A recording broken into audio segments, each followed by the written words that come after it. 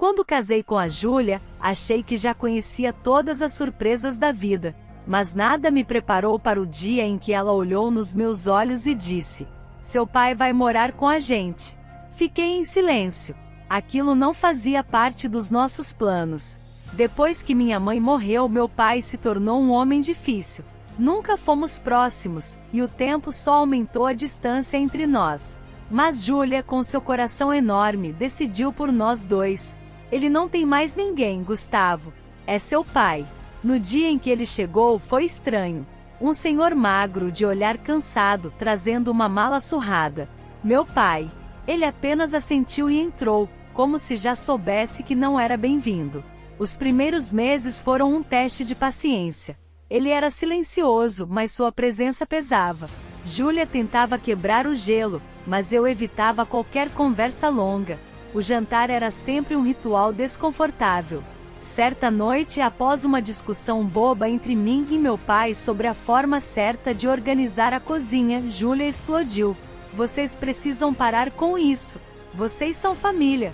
Ela saiu batendo a porta e me vi sozinho na sala com ele. "Você não quer que eu esteja aqui," ele disse, sem emoção. Respirei fundo, cansado demais para negar. "Não é isso. Só não sei como lidar com você." Ele abaixou os olhos, pensativo. "Eu errei muito com você, Gustavo.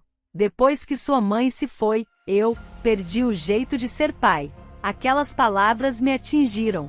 Por anos guardei rancor, mas nunca pensei no que ele sentia.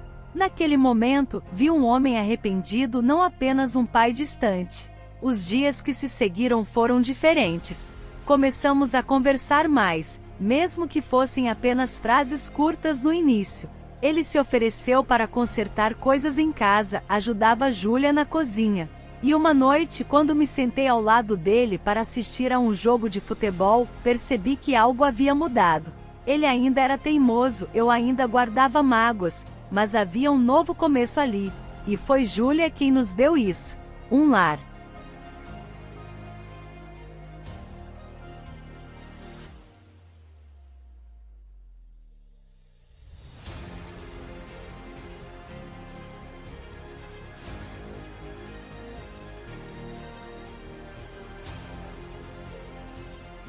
Os dias passaram, e a presença do meu pai começou a se tornar parte da rotina. Ele ainda tinha suas manias, como acordar cedo demais e reclamar do açúcar no café, mas agora essas coisas não me irritavam tanto. Aos poucos, fomos encontrando um equilíbrio. Uma noite cheguei tarde do trabalho e encontrei Júlia e meu pai sentados na cozinha, rindo de algo que eu não sabia. Era uma cena estranha para mim. Ele e eu mal tínhamos construído uma relação. Mas ali estava ele, conversando com minha esposa como se fossem velhos amigos. "Do que estão rindo?" perguntei, deixando minha pasta sobre a mesa. "Seu pai estava me contando da vez em que você fugiu de casa porque não queria cortar o cabelo," Júlia respondeu rindo. Revirei os olhos. Eu tinha 7 anos, isso não conta. Meu pai sorriu, e percebi que fazia tempo que não o via assim. Relaxei um pouco. Peguei uma xícara de café e me sentei.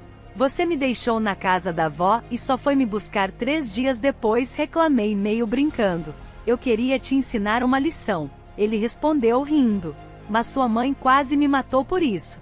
Pela primeira vez em muito tempo, conversamos como se fôssemos apenas pai e filho, sem a distância de anos entre nós. Foi um momento pequeno, mas significativo. As coisas estavam melhorando, até que um dia, cheguei em casa e vi Júlia chorando. "O que houve?" perguntei, assustado. Ela hesitou, enxugando as lágrimas. "Seu pai, ele desmaiou na sala. Levei ele ao hospital." Meu coração disparou. Eu o encontrei deitado na cama do hospital, pálido, mas desperto. "Estou bem," ele disse, forçando um sorriso. "Só um pouco fraco." Os médicos falaram em um problema no coração, algo que ele vinha ignorando há tempos. Fiquei ali, olhando para aquele homem que por tanto tempo achei ser indestrutível. Senti um nó na garganta. "Pai, você tem que se cuidar." Ele olhou para mim por um longo tempo e então disse baixinho: "Eu sei. E eu também sei que não fui o melhor pai para você, Gustavo.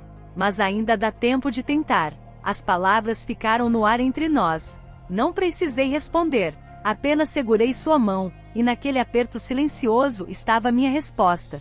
Naquela noite percebi que Júlia estava certa desde o começo. Meu pai precisava de mim, mas acima de tudo eu também precisava dele. E finalmente estávamos aprendendo a ser uma família.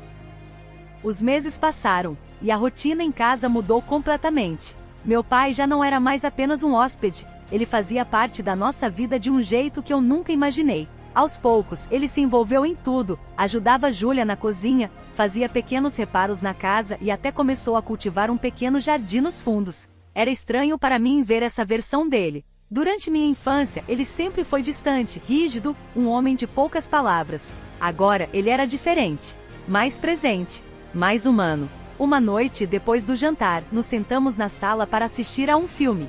Júlia adormeceu no sofá antes da metade, como sempre. Meu pai e eu ficamos ali em silêncio, assistindo, mas sem prestar muita atenção. Acho que eu nunca te agradeci, ele disse de repente, sem tirar os olhos da tela. Virei o rosto para ele, confuso. O agradecer pelo quê? Ele suspirou.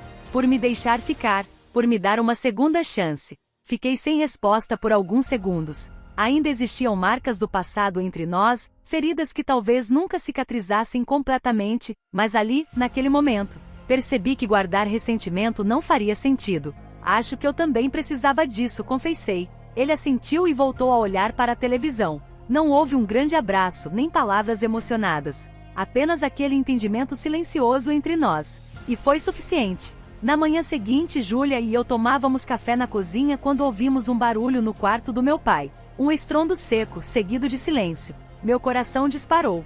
Corri até o quarto e o encontrei caído no chão, pálido, com os olhos semicerrados. Pai! Gritei, ajoelhando-me ao lado dele. Ele tentou falar, mas sua voz saiu fraca, quase um sussurro. Júlia já estava ao telefone, chamando a ambulância. Os minutos que se seguiram foram um borrão de desespero. No hospital, esperávamos notícias enquanto o tempo parecia se arrastar. Finalmente, o médico apareceu com um semblante sério. O estado dele é crítico, disse, sem rodeios. O coração está muito fraco. Precisamos considerar uma cirurgia de emergência. O chão pareceu sumir sob meus pés. Eu nunca havia pensado de verdade na possibilidade de perdê-lo. Agora, essa realidade estava diante de mim. Júlia segurou minha mão com força. Ele é forte, Gustavo. Ele vai sair dessa. Mas eu vi o medo nos olhos dela. O mesmo medo que eu sentia. E pela primeira vez na vida, me dei conta de que meu pai não era eterno.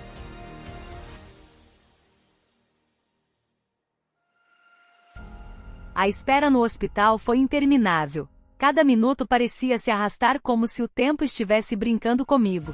Júlia estava ao meu lado, mas eu mal conseguia falar. Apenas olhava para o chão, tentando controlar a avalanche de pensamentos na minha cabeça. Quando o médico voltou, meu coração quase parou. Conseguimos estabilizá-lo, ele disse, e eu soltei o ar preso no peito. Mas ele precisa de cirurgia o quanto antes. O coração dele está muito fraco, e sem essa operação, o prognóstico não é bom. Assenti, tentando absorver a gravidade da situação. E quais são os riscos? Minha voz saiu mais trêmula do que eu gostaria.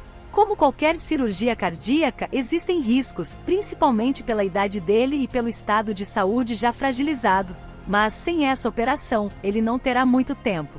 Aquelas palavras pesaram sobre mim. Engoli em seco e olhei para Júlia, que apertou minha mão em sinal de apoio. Façam o que for preciso e respondi por fim. As horas que antecederam a cirurgia foram difíceis. Quando finalmente me deixaram entrar no quarto para vê-lo, senti um nó na garganta ao vê-lo tão frágil na cama, com fios e monitores ao redor. Ele abriu os olhos e me olhou com um sorriso fraco. Parece que te dei mais trabalho do que deveria, hein? Soltei um riso nervoso, mas meus olhos ardiam. Você sempre foi teimoso, pai. Isso não é novidade. Ele riu baixinho, mas logo seu semblante ficou mais sério. Gustavo, se algo acontecer, não começa com isso, interrompi, sentindo meu peito apertar. E só me escuta, insistiu. Se algo der errado, quero que saiba que não importa os erros do passado. Eu me orgulho do homem que você se tornou. Fechei os olhos por um instante, lutando contra as lágrimas.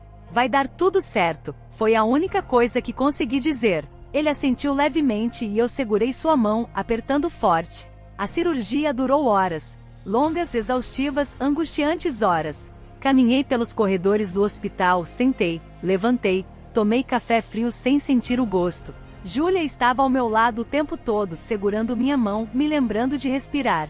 Finalmente, o médico apareceu. A cirurgia foi um sucesso. Ele ainda está fraco, mas se recuperando. Foi como se um peso gigante saísse das minhas costas. Respirei fundo e fechei os olhos por um instante. Dias depois, ele voltou para casa, ainda debilitado, mas vivo. E naquele momento percebi que tinha sido dada a nós uma nova chance. Dessa vez eu não ia desperdiçar.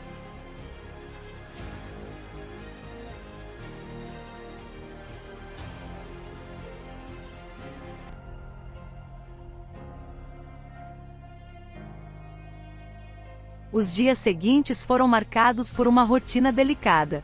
Meu pai precisava de repouso absoluto, e Júlia e eu nos revezávamos para cuidar dele.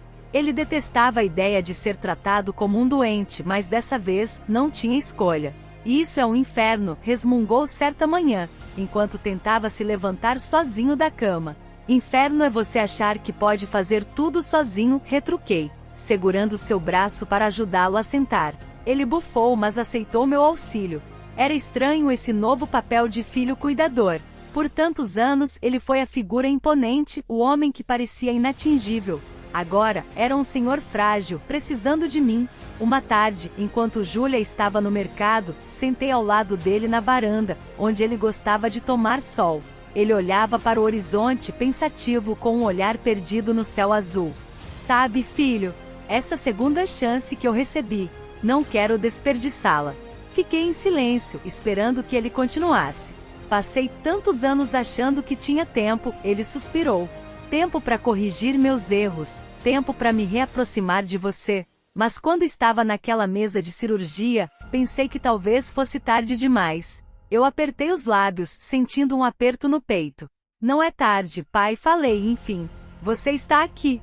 Isso é o que importa. Ele me olhou por um longo momento e sorriu. Obrigado, filho. Dessa vez, não precisei responder.